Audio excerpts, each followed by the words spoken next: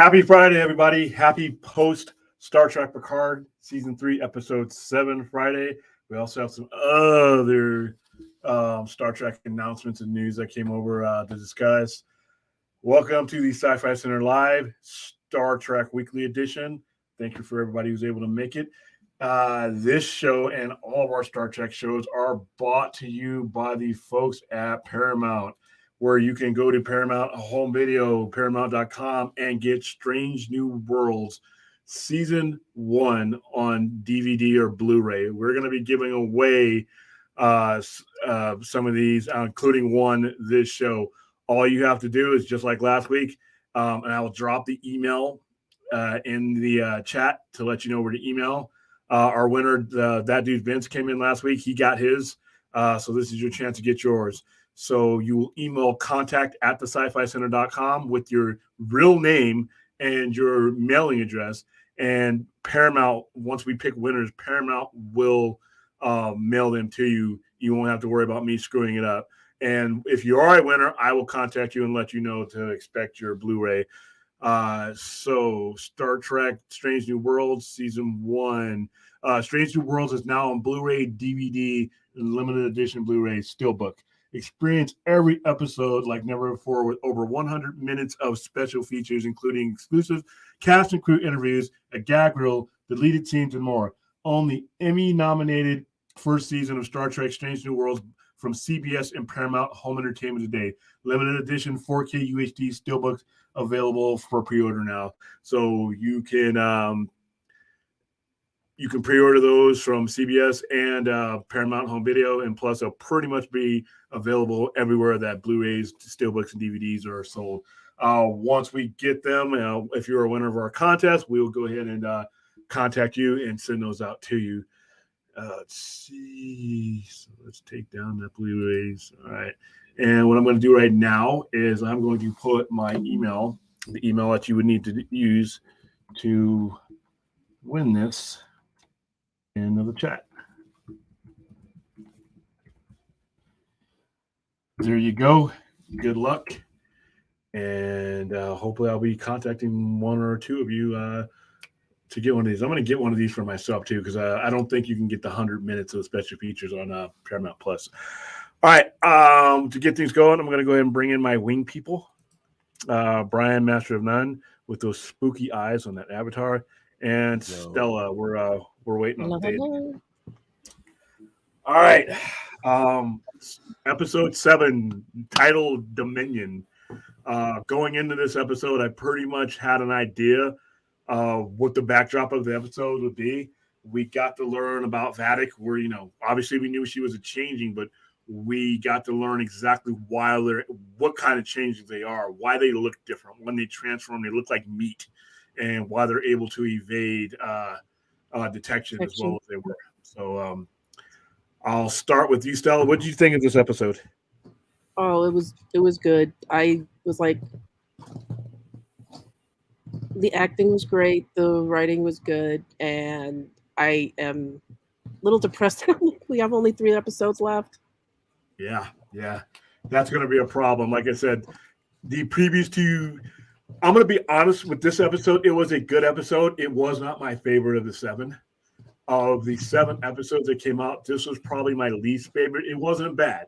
And that's just it. I agree. It was kind of like, but it wasn't horrible. It's just like, oh, damn, Yeah. With the previous 6 episodes, I felt compelled and I was drawn in. This episode was good, but it wasn't as gripping as the other ones were. They did a lot of predictable stuff in this episode. It all turned out well, and it's all leading somewhere. But this episode, like the previous episodes, which had me like, oh, man. So I can already see how they're going to beat these guys. The same way they're going to be detecting them with whatever's in their bloodstream that they use to torture them with. Amanda Plummer was Emmy. She's got to be nominated for an Emmy. She is batshit crazy. I mean, she's just a loon. Hey, Brian, you there? Yes, sir. What did you think about Dominion? I thought it was pretty good. I kind of like how the tie-in with the Deep Space Nine and with the mutagenic virus. stuff like that. And then the fact that they kind of continued to test on them after the fact was pretty insane.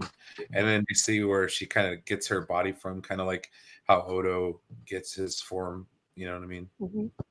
Yeah. Now, were they testing on them? Were they testing on them after the Dominion War or during the Dominion War? During and after. Yeah. Okay.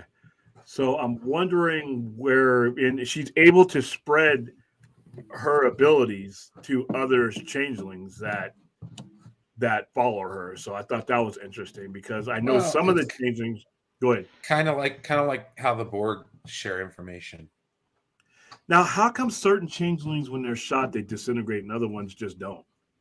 That's one of the questions I want to figure out. Is there different? Are they not shooting them on the same frequency or on the same phaser settings or something? Because if you see like her goons get disintegrated. Because she's using. Okay, so like you know how a Romulan disruptor would vaporize somebody. Yeah. And a normal disruptor or like a phaser wouldn't, even on a kill setting. Yeah. So like, yeah, no, the Federation never really had vaporize, so they just had kill. Okay, because like I said, I noticed when they were shooting him, because when Jack disintegrate one, or did he have one? Jack killed those changelings in the corridor. He killed them, but he didn't disintegrate them. Okay. Yeah, he just left their bodies there. Okay. I thought that the person she's talking to may be Wei Yun, but if you look closer, I'm thinking it might be a Cardassian. If you look close to his when he forms, you can kind of see the divot in the head. It may be a Cardassian. I still could be 100% wrong because I have nothing to go on, but they're going to reveal it. I guess it's going to be revealed pretty soon because they're running out of time to stop whatever's going to happen. Yeah, they have 36 Only 3 more episodes left. They have 36 hours till Fleet Day. Well, whatchamacallit? What is it, a Federation Day or something like that? Yeah.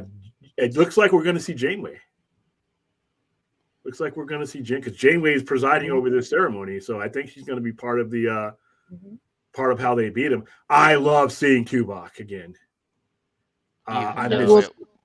Too bad it wasn't Tuvok. It's not our Tuvok. Yeah, well, whatever. Tuvok. But I love how Tim Russ he held it for so long, and then like you see that perfect Vulcan facade drop, and he smiles at the end. Yeah. The scariest, well, not scariest, because nothing really scares me when it comes to this stuff anymore. But the most unsettling moment is when he had, "What have you done with Riker?" And then when he changes, "Who, me? I'm as good as dead, and so are you." I'm like, wow, that's how sinister these things are. They are unstable, and it's not just her. I mean, that person on the other side is high up at Starfleet Command. So I'm figuring they're going to find a way to defeat them all at once, because there's no way they will be able to just leave any of them just hanging out. So I was because that chemical, whatever, has a half-life of 50 years, so they're going to only be able to trace them for so many years. Yeah, and I think that's what they're going to use to get them. They're going to have to. I actually think that they did something when they were talking to her, when they were deciding whether they wanted to kill her or not. I think they did something to her.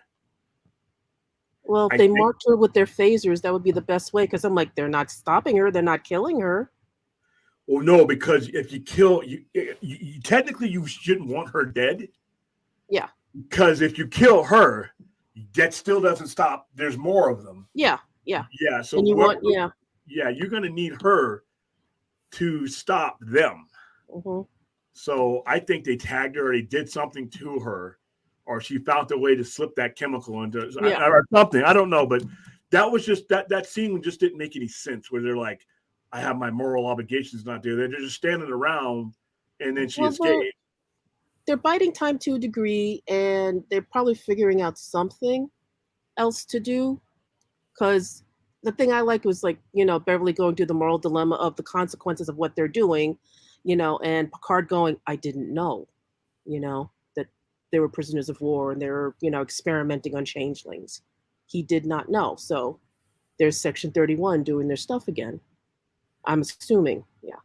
But if I'm Section 31 and I had been invaded and you had a race of individuals that caused that kind of a war, can you blame Section 31 for wanting you know? Oh no, but the thing is, people don't realize the things that happen during war, and what may sound good to someone else, but someone else will be like, no, we can't do that. That's genocide. Yeah, because the founders basically engineered it, pretty much invaded and engineered everything that followed them. The Borda, they created the Jem'Hadar, and they gave them an addiction right out of the door that they, Mm-hmm. So yeah, they're not, you got to, for me, I had to, it's like, that's cruel what they did to them. And I'm like, dude, the founders were assholes. And they killed millions of people during that war. So didn't you feel too sorry for them? But when they shot her with the phaser didn't affect her, even her in that forum. So I'm like, I'm thinking that was a ruse, but you know what? I still haven't seen Guinan yet. We only have 3 episodes left, so I'm pretty sure we're going to see Guinan next episode. On a scale of 1 to 10, I gave this one about a 6. Not bad. Now, if you look at horrible, but it was definitely story advancement and things we had to know, but it's not the wow stuff that we've been running into lately. Yeah.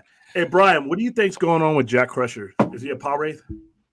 I've heard that. I'm kind of, there's a possibility because of the eye thing. I have a At theory. first I was like, maybe Borg, but then his eyes would go all black. So yeah. Well, I have a theory. Go ahead. Okay, so Data, well, the golem, because it's Data, Lore, and a whole lot of other creatures, said that the Aromatic syndrome may not be a correct diagnosis for Picard. And we've been talking over the last few weeks about the nanites. What if being born with organic Borg nanites passed on from his father has somehow made him something new? Well, yeah, no, that's potential. And because you notice how he controlled Sydney's mind. His eyes glowed red, hers glowed red, and then every move he made, she would make. So what if he's something new? What if it's not something we've seen before? What if it's some sort of born Borg? Or some sort of like extension of what the Borg used to be or whatever before they became organic the Borg. with the nanites. All right, so then what do they need with Picard's body? Well, they somewhat explain that. They think that they need Picard's body for the Frontier Day ceremony. Because he was supposed to be there at Frontier Day. So basically, they wanted his body and something to do with Jack to bring back a form of Picard so they can use him to do whatever they're going to do at Frontier Day. Wow, there's just so much left to figure out in such little time. There's still another member of the cast we haven't seen yet either. We've still got to see more than just a couple of shots of Marina Sirtis. So if that's even her. Yeah. Oh, I think it's a changeling. Yeah, because like I was saying before, how would they know who they were going to be able to capture? They pretty much probably had a changeling waiting. Yeah. And so hey, whoever we catch, we're going to use that as leverage against the other thing. The only thing that really stood out for me about this episode for me was Amanda, what's her face's performance? Amanda Plummer. Oh, Amanda Plummer was amazing. Mm-hmm. Another thing that occurred to me, and this was something that Seven says early on when they're talking to quote unquote Tuvok.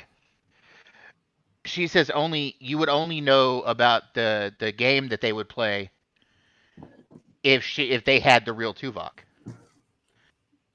So seems he's like alive. He's alive, but they've got him somewhere. Yeah. Okay. So what they're doing is they're capturing for each member of this crew. They're capturing somebody important to them. Because remember early on, Vadic said, "Go find their closest associates." But only to Picard. They're just probably. I mean, if Tuvok's actually a captain of the ship, then yeah, of course he'll be, bless you, copied. It's going to be a weird one. Let's go ahead into the chat too and see if anybody has any theories. All right, Damien Bobo, just in case I don't make it, I may not be there in physical form, but I'm here in spirit. Lounge and Sci-Fi, have a good show. Thank you. I'll do it. Loved this episode. Wish I could stick around. Wow, everybody's got it. It's Friday night, so yeah. William Stella's got it. Okay, go ahead. Bring it back up. There you go. I will say I wish Starfleet Academy. Yeah, and I'm going to read up on I got that article to pull up too. With Starfleet Academy show was going to be set in the 25th century. You could still add new characters while having an option to have legacy characters and cameo.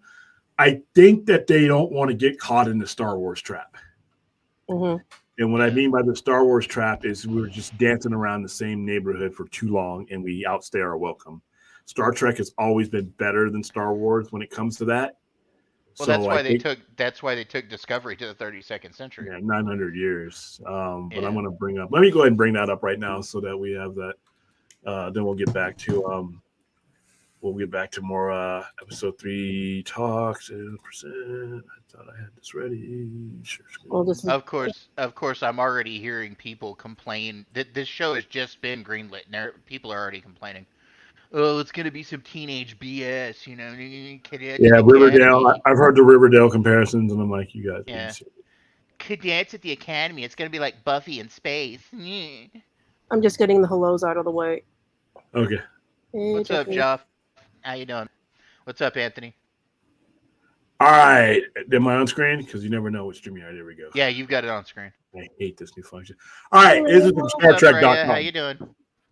This is from StarTrek.com, so it's not from any trades from StarTrek.com. All right. New series. Rhea says hi to everybody. Hi, Rhea. New series order for Star Trek Starfleet Academy announced, and the all-new original series from CBS Studios will follow the adventures of a new class of Starfleet cadets. Paramount today announced a series order for an all-new, all-original series, Star Trek Starfleet Academy. The series will follow the adventures of a new class of Starfleet cadets as they come of age in one of the most legendary places in the galaxy. Produced by CBS Studios, the series will begin production in 2024. Star Trek Starfleet Academy will introduce a young group of cadets who come together to pursue a common dream of hope and optimism under the watchful and demanding eyes of their instructors. They will discover what it takes to become Starfleet officers as they navigate blossoming friendships, explosive rivalries, first loves, and a new enemy that threatens both the Academy and the Federation itself. Of course, we have to have that. And then there's a logo there.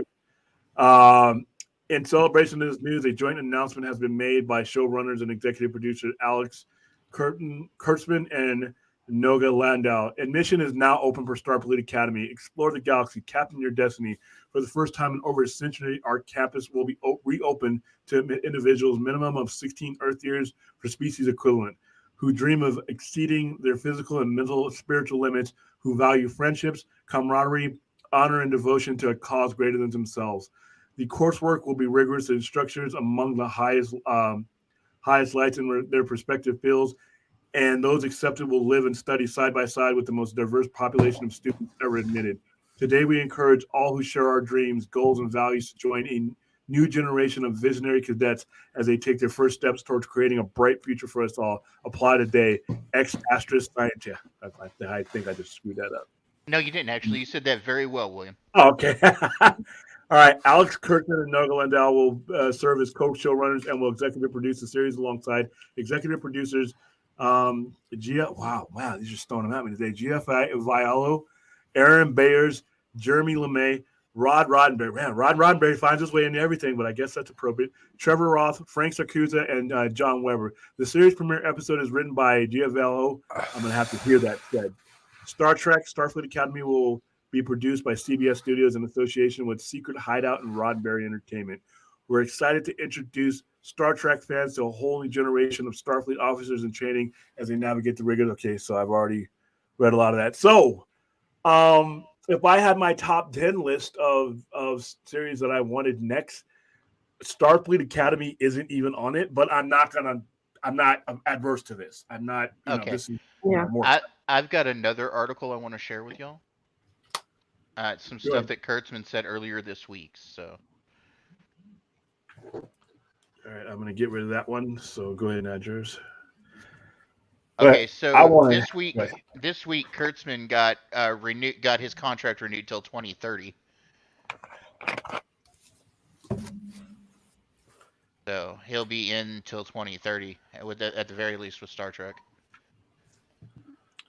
Yeah, I can unless see him something being around. untoward happens. Nah, I see him being Okay. around for as long as he wants to be.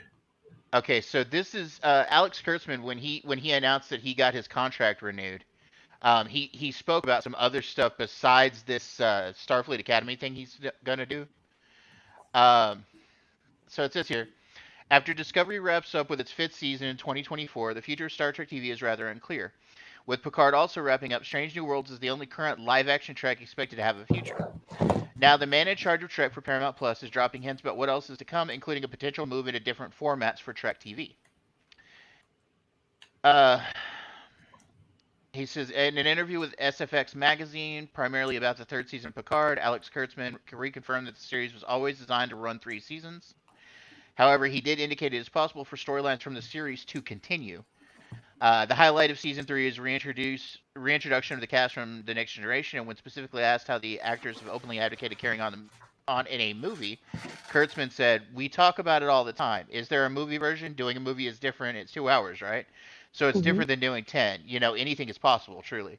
Later in the interview, Kurtzman returned to the idea of carrying on these stories, suggesting they could do limited series focusing on individual characters. By the way, even individual characters think we could absolutely continue to tell stories about individual characters that are set up on the show in other contexts. That's the beauty of having a universe now, is that in a perfect world, we're not just doing seasons of television, we're also doing event series, miniseries. We're also doing single events that could be 2 to 3 hours long, TV movies. I think that we are now at a pace where that is really possible. So he's talking about like doing kind of like what they did with Kenobi over with Star Wars. And but doing like limited miniseries and stuff like that with certain characters, continuing certain storylines. One thing that was brought up, and it's not in this article, but it was brought up. Oh no, it is in this article. Here it is. The model of creating limited series based on individual characters is something that Disney has done with both Star Wars and Marvel franchises for their original Disney Plus series. For Star Trek, the idea of doing character-focused event series or movies need not just apply to the characters that have appeared in Picard. As an interview wrapped up, Kurtzman was pressed on specifics, including a live-action project with Kate Mulgrew as Janeway, something which came up when Kurtzman and Mulgrew appeared together at NYCC 2022. The executive producer wouldn't get into detail, but he did offer this general assurance about the future of the franchise. "We have plans for new things. There's quite a few plans, and you'll hear about them soon. We will continue to expand the Star Trek universe, absolutely." The one specific thing he did confirm was regarding the Michelle Yeoh project, first announced back in 2019. "I can tell you that we're still very excited about Section 31, and that is all I will say." Yeah, that series is definitely going forward. Well, especially now that she's got that little golden trophy.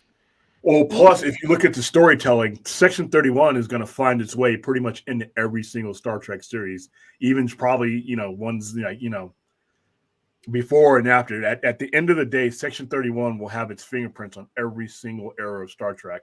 So the series will just be like the meeting ground for all of that. But so yeah, I definitely think, as far as uncertainty goes, I always thought that they had a plan. I thought that people misread Discovery ending as some, some of the stuff I heard, I'm like, dude, you guys are the sky's not falling. These are really expensive shows. These shows are expensive to do. I looked at some. Wow, I mean, and you look at the budget, compare the budgets from old, 1980s and 1990s, like Next Generation era, and you compare it now, you wouldn't even be able to do a half hour of the Next Generation if they had the budget. Not even 15 minutes. Yeah, man. So it's all on a streaming network. That's the thing I keep forgetting, is that when I'm watching this is all on a streamer. We're not talking about network TV or ad revenue and all that. This is all subscriber based. So what they've been able to do, and be honest with you, I don't think Strange New World is going to go beyond 4 or 5 seasons. Definitely not. Yeah, so I think we're in an Between awesome place. Pike's story, his accident is going to happen fairly soon, and again, streaming. I mean, just thinking of Game of Thrones, what, over 10, 15 years ago when it started, streaming was different then, and that was the only revenue. It was only streaming on HBO. Yeah, and it started in So just the 2011. nature of that has changed. Yeah. And again, Alright. it's going to be over, a year and a half before, the second season of And they're only going to go 3 seasons with that, possibly. Hey, Yeah. Brian, what do you Yo. think of this Starfleet Academy news? No, I'm kind of excited about it. Not too impressed with the what's the word I'm looking for here? The time period that they're going for. What would you have rather seen it in? Dude, they struck gold with this next generation timeline because that's what people have been clamoring for 20 plus years. If you straight up abandon this timeline now, you're going to lose a lot of people, and they're going to go right back to that apathy place where they were with Star Trek for the longest time. So I think. But do you think they're going to abandon this timeline, though? The way it seems like, yes, it seems like they are. I mean, unless they're going to pull some kind of last minute Hail Mary. Well, they've talked about the Section 31 thing. They've also they're still talking Star Trek Legacy. I hate that name, by the way. I want them to, I know what they're I'm talking sure about. they'll come up with something better, but it's just no. I want more talk of that. I'm sorry. Let Discovery do its thing. It was great. It brought us back to the Star Trek TV era. But to be frank, I don't care about what happens 900 years or whatever in the future. It's irrelevant to me. So now, just a continuation of that. I mean, I love the characters. I mean, if they would have threw them into the future with, Picard, great.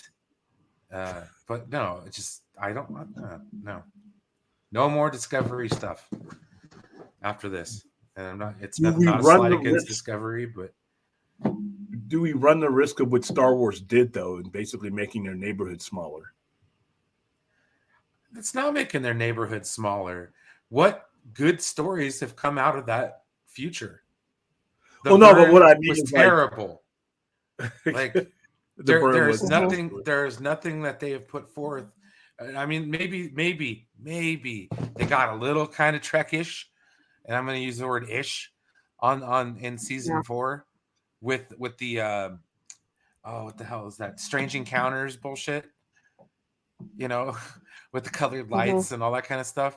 They started to dabble in Star Trek there for a minute, but it went right back to pew pew and bang bang and then it just it spiraled from there. So I'm glad I'm glad it's done, but I'm glad it's done so we can move on from that era. I'd rather see more of where they're talking with Pike. And I was really against that to begin with, too. Well, Pike, that's to me as much as I love that, it's limited though, because you can only tell a story in the original series or the original trilogy timeline. Nobody gives a rat's ass about that because we've already seen it. Well, what about the Lost Era timeline? What do you mean? Enterprise B timeline, Enterprise C timeline. I mean, people have asked about that timeline. True. I would like that area of time. You know what I'm saying? Yeah, and maybe a sequel to Strange New Worlds where you have a couple characters that go on to some of those other ships. That would be kind of cool. But I like the Discovery era. I mean, it wasn't perfect, but it was. It's. I think the setting is fertile enough to where you're creating another doorway for an entirely different Star Trek fan to walk through. So, for me, a Starfleet Academy, I'm not for at all in any year. I'll go on record for it right now, is because like I was saying last night when I was talking to people about it, I'm just not into the whole high school Saved by the Bell-ish type of situations where, when I see you, I want you to already be a Starfleet officer or on, as an intern like Wesley Crusher, like that. I'm not in for the. It is a coming of age, and you kind of lost me at coming of age because that to me, coming of age is like having humans in a Godzilla movie. I just don't need it. I just don't want to have it. But like I said, some generation that is beyond us is going to look at this, and that's going to be their doorway into this whole thing. And eventually, like I said last night, Star Trek is a big mansion with a bunch of doors in it. And if there's a whole bunch of ways to get in, but we're all going to meet at the same dinner table. So I would actually, Star Trek Kurtzman was talking about the miniseries route or a TV movie route. I want to see a movie about the Earth Romulan War. Well, you were going to see that in Enterprise. Make it a series. Movies can't be contained within 2 hours. Not with the way movie theaters want to work. Yeah, I would do a limited run series. Okay, I'd still want to see the Battle of Chiron. The final. Well, they're going to have to fix Enterprise then. They have to go back and unfuck the ending of Enterprise to tell that story because that's what that story was leading into. The Enterprise, as it was planned, was supposed to lead you right into the Romulan War. If you look at when it started, it was supposed to lead you right into the Romulan War and then to fast forward into the founding of the Federation. Yeah. But because it got ruined by weak UPN and old Trek fan, we never got that. And that's one thing. Star Trek, Paramount, I know you guys are watching because we're giving away your little DVD. You guys need to fix Enterprise. I will say this every Star Trek stream I do. Fix Enterprise. Everybody's alive. You can de-age people enough. Scott Bakula is immortal. You could. This is a very important era of Star Trek that really needs to be told, and they were on their way to telling it. And they got canceled, and they squeezed in all those the last bunch of episodes really quick. Now, the good thing about that is the only good thing about Star Trek Enterprise being interfered with is that it was the breaking point for producers and showrunners and networks to say, you know what, this fan base has to change. Otherwise, we're just wasting our money. Because those fans during that era, the 2001 to 2005 Star Trek fans, were absolutely horrendous when it came to that show.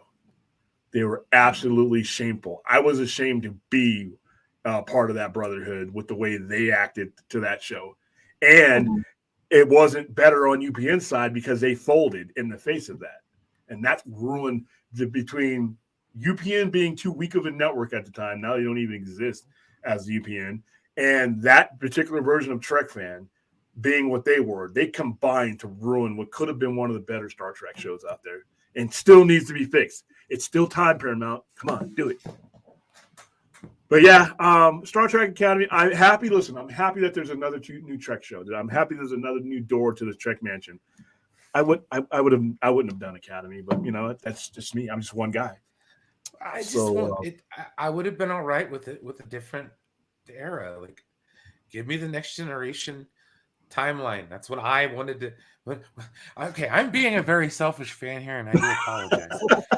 But I just recall reading those books as a kid, maybe the couple of them that came out with like Worf and the Academy and stuff like that. And I thought to myself, because I was in junior high school at the time, and man, wouldn't it be damn cool to see a Starfleet Academy show, man? Because I'm in high school, that'd be freaking cool, man. It was like me and Saved by the Bell. They were in the same. Never got to see it. It was like, but I got to see Saved by the Bell. Huh? And I got to see Saved by the Bell: The Next Generation, where they were in college for like, that was a season. Oh, wow. I was a freshman when they were freshmen, and I was seniors when they were seniors, so I could relate. And they're like, "Oh God, the ratings are terrible. Quick, what's Tiffany Thiessen doing?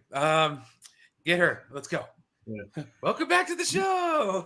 That show was special, man. And then it wasn't. It was like, man, it was like it was one of those things that had a time and place. But another idea for a Star Trek show would be the Excalibur, the New Frontier with Captain Mackenzie Calhoun. That would be something and that's in this generation. You can kind of tell, Shelby and all that.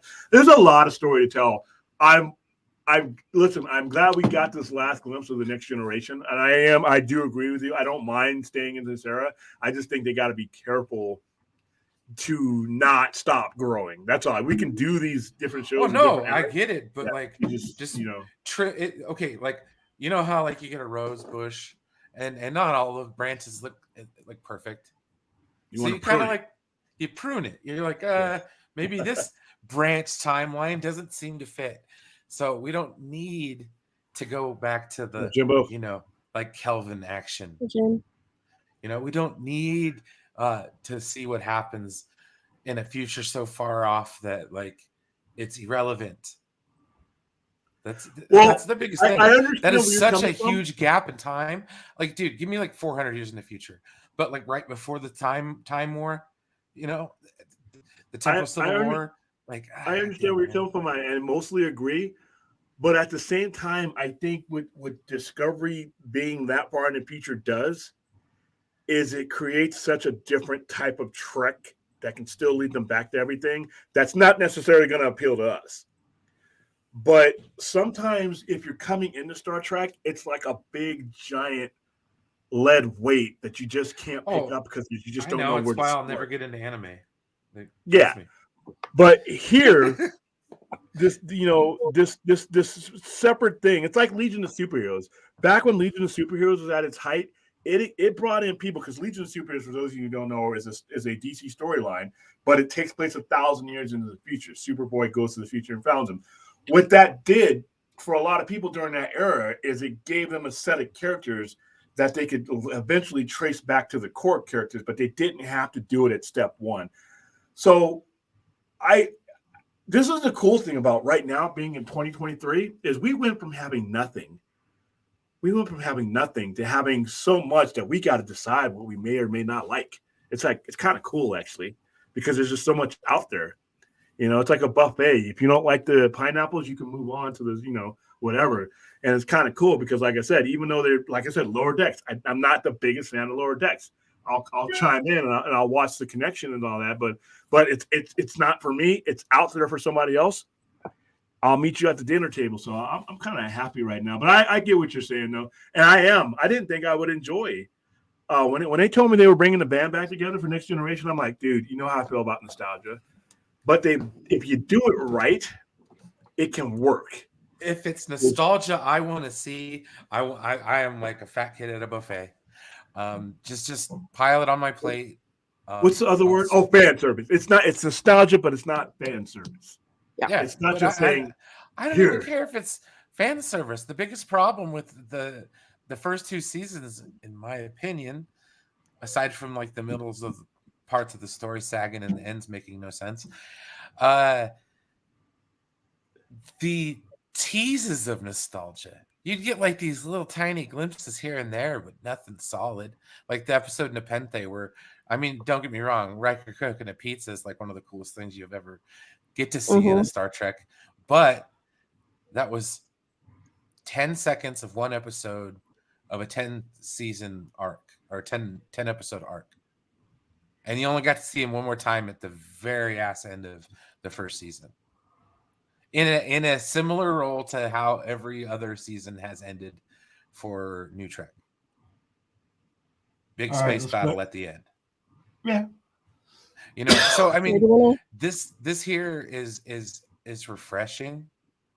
And if they don't understand that that's certain elements of that is why Picard season 3 is so successful and some of the other shows kind of haven't been. And I think one of the reasons why Strange New Worlds has been great is because they kind of keep this whole season arc thing going, but it's not the overt part of the story. It's not why you watch from week to week. Yeah, I think they finally figured it out for Strange New Worlds and for Picard season 3. So whatever Terry Metallic is doing, what we can see going forward. Yeah, this is what I mean. They finally got the writers understanding. I have to admit, forgive me for saying, Star Trek Discovery was an experimental lab for the writers. It was, especially the first two seasons.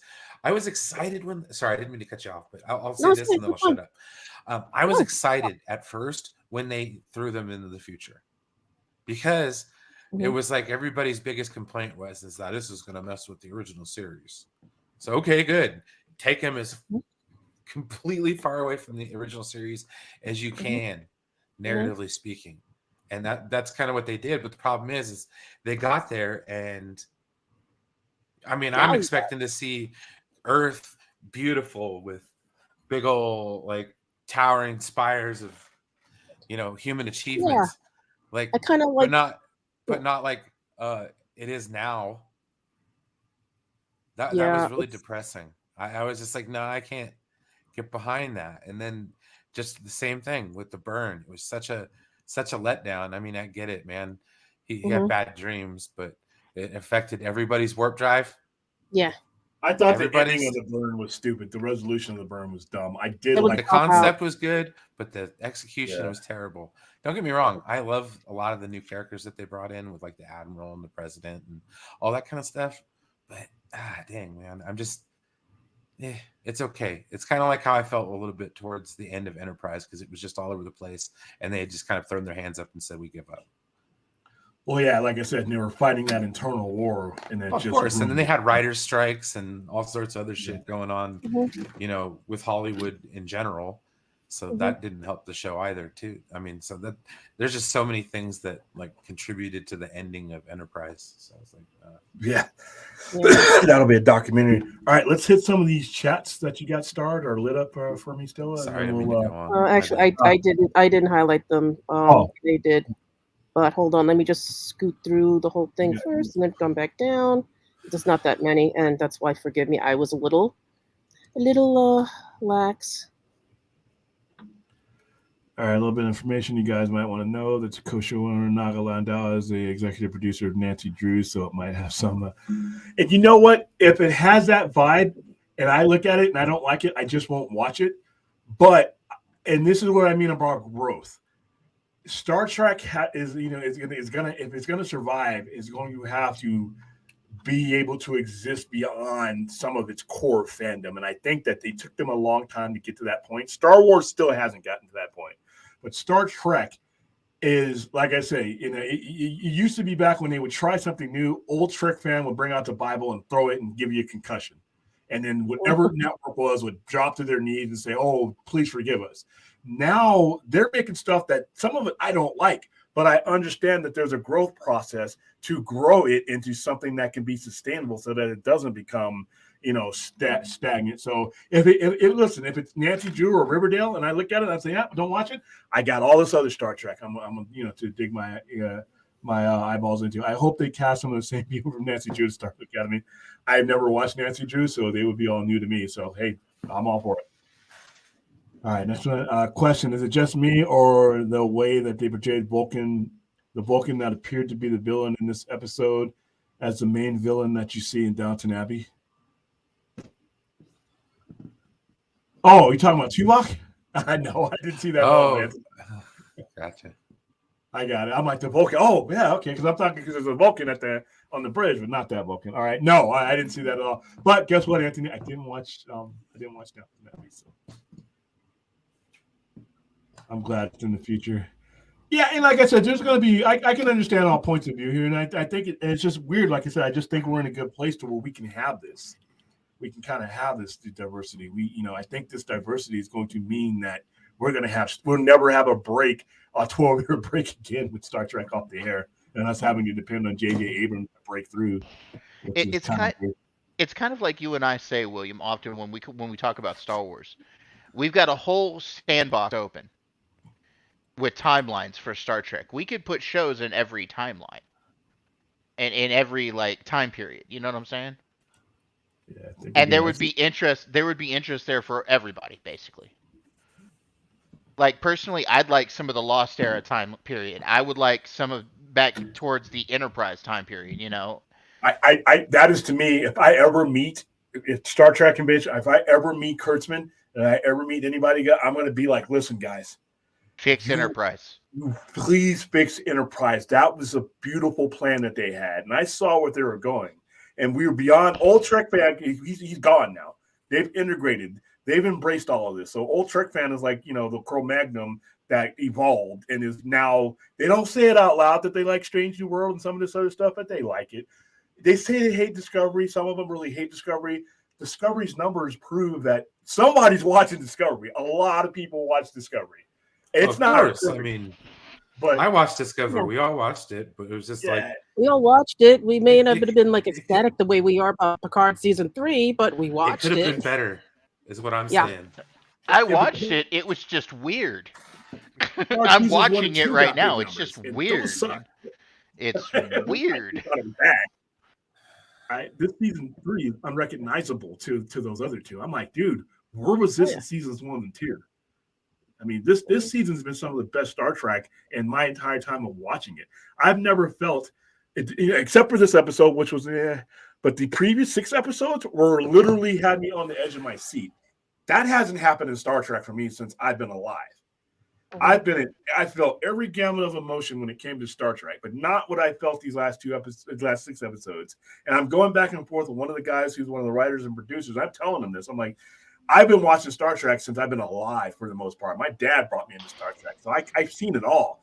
I haven't seen the way this is top tier. This is top tier. Like I said, when I think of Picard, okay, that's too fucking loud. And you're on a motorcycle. You're on a motorcycle and you're blasting speakers. That doesn't make any sense.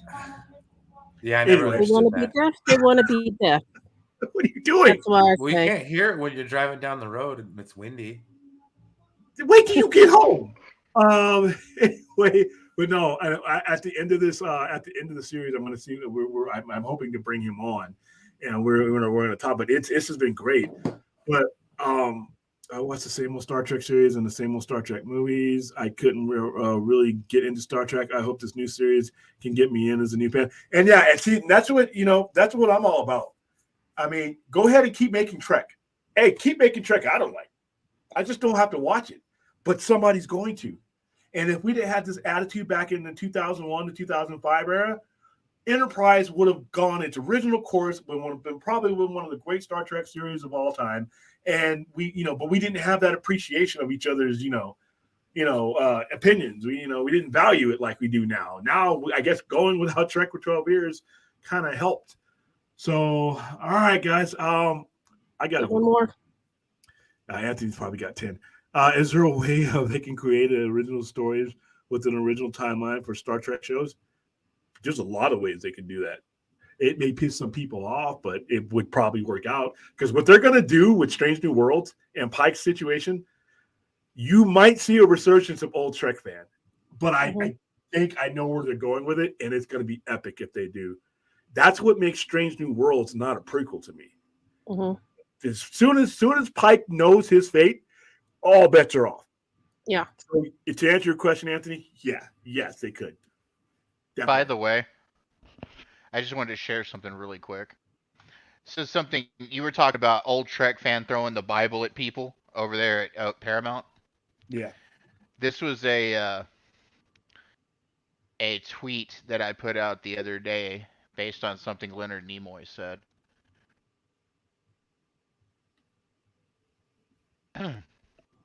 So sharing the screen there. Okay.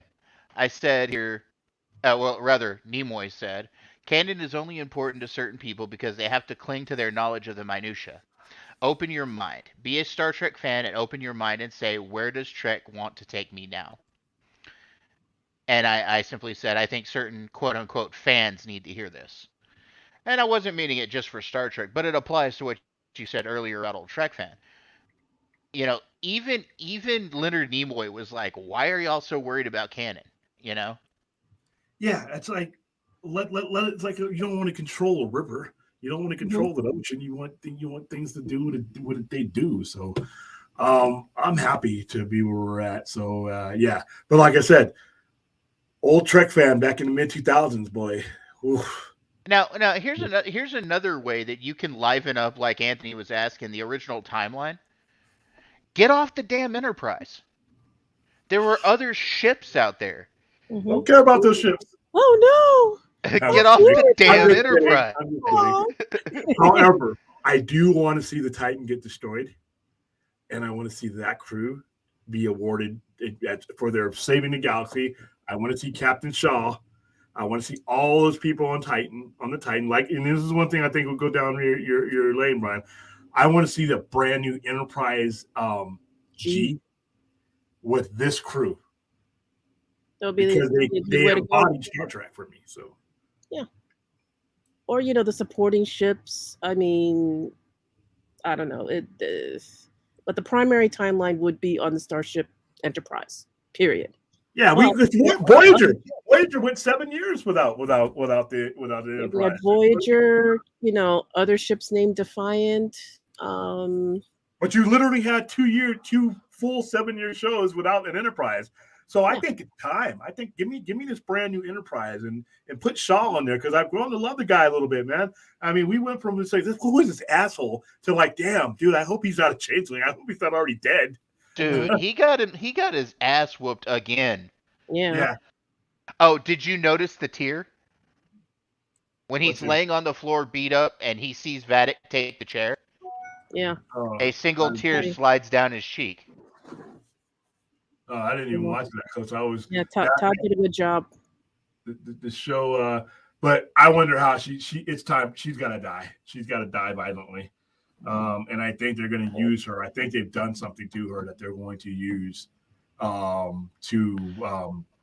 think that's a distinct possibility, William. Yeah. And the title of the next one is Surrender.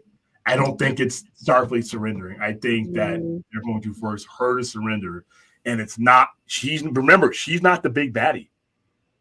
There's others above her. And like I said, that changed in that turned into she's just the captain of that ship. She's probably 4th or 5th down the line as far as the evildoers. That includes the person she's been talking to this whole time.